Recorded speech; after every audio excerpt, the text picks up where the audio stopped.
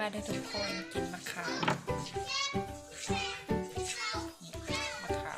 มะขามเป็นเหี่ยวแล้วเนาะเพราะว่าเอามาได้หลายมื้อแล้ว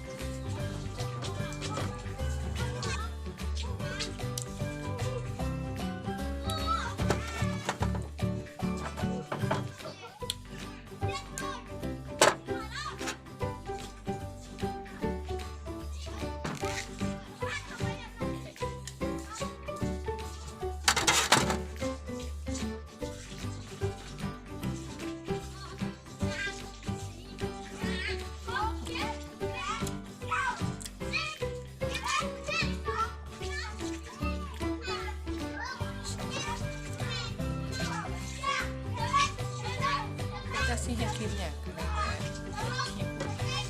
โซนเลน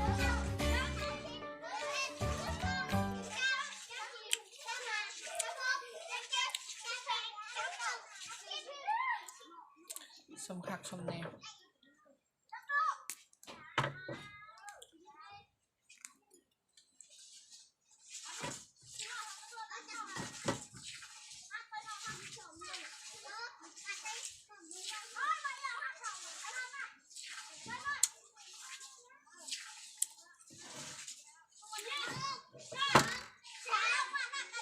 ผม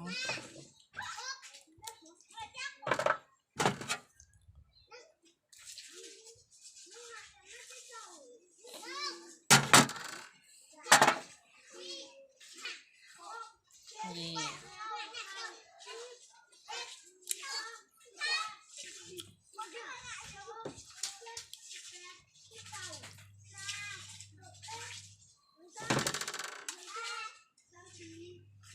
มีแกนชนะ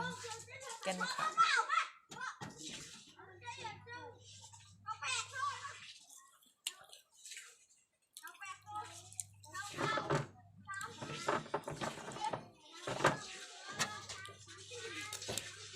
มะขาม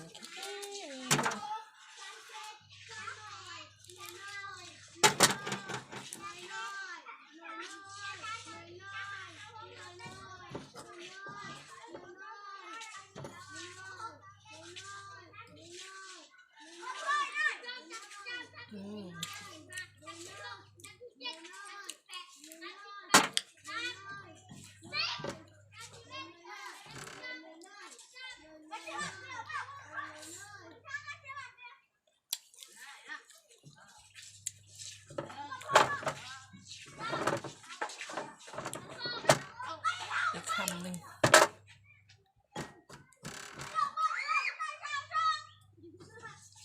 คำสุดท้าย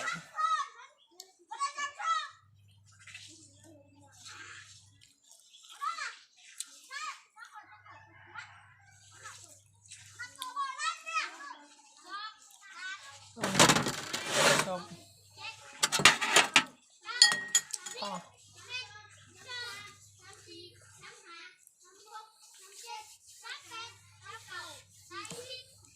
จบคลิปเพียงเท่านี้บ๊ายบาย